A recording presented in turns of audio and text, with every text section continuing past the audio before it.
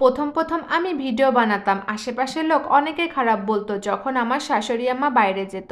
আর তখনই কিন্তু বাসায় আমি একদম ভিডিও বানানো অফ করে দিতাম, অনেক মন খারাপ করে চুপচাপ করে কান্নাও করতাম। মাঝে মাঝে তো ঠিক করেই ফেলেছিলাম একদম ব্লগিংই করব না, ঠিকঠাক মতো খালি সংসারের কাজই করব, আর কোনো ভিডিওই বানাবো না। যখন একটা সময় আপনাদের ভাইয়া অসুস্থ হলো, 2 মাস ঘরের বেডে পড়ে থাকলো, তখন কিন্তু আমাদের টাকার অনেক বেশি প্রয়োজন ছিল। আর ভিডিওটা একটা কাজ, তারা তো কখনো সেটা মনেই করে না, এটাকে তো একটা অসম্মানজনক একটা কাজ এটা মনে করে। অনেকবার হোঁচট খেয়ে এটাও বুঝতে পেরেছি, নিজের পায়ের তলে যদি মাটিটা শক্ত না থাকে তাহলে কেউ মূল্যায়ন করে না। তাই আমাদের আশেপাশে কে কি বলল এসব দিকে কান দেওয়া যাবে না।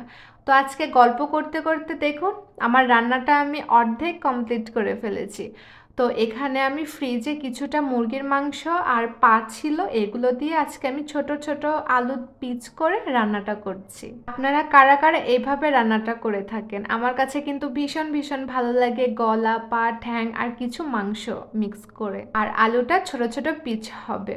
তো দেখুন এখন আমি ভালো করে মাংসটাকে কষিয়ে নিচ্ছি, আর কষানো মাংস দিয়ে ভাত খেতে কিন্তু ভীষণ ভীষণ ভালো লাগে, তাও গরম ভাত দিয়ে, একদম গরম গরম ভাত হতে হবে। আর হ্যাঁ, আমার ভিডিওটা যদি আপনাদের কাছে ভালো লেগে থাকে তাহলে অবশ্যই একটি লাইক, কমেন্ট, শেয়ার করে পাশে থাকবেন। তো আমার এখানে কষানো হয়ে গেছে, এখন আমি ঝোলের জন্য পরিমাণ মতো পানি দিয়ে দিচ্ছি। এখন আমি ভালো করে নেড়েচেড়ে দিচ্ছি যেন মশলাটা ঝোলের সাথে মিক্স হয়ে যেতে পারে।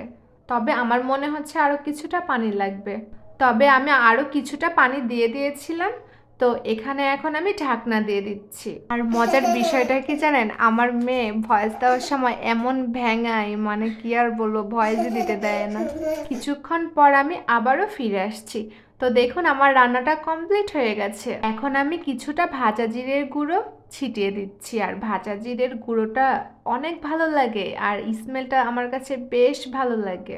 আর এদিকে দেখুন আপনাদের ভাইয়া কি করেছে, আমার অনেক অনেক কেক খেতে ইচ্ছে করছিল, তবে আমার বলা হয়নি, কিন্তু সে আমার জন্য কেক নিয়ে এসেছে। আমি তো অনেক সারপ্রাইজড হয়ে গেছি যে যাক, আমার মনের কথাটা কেমনে যেন বুঝতে পারে আপনাদের ভাইয়া। আর এদিকে আমার ছেলেটা দেখুন কেমনে হাসিটা দিল।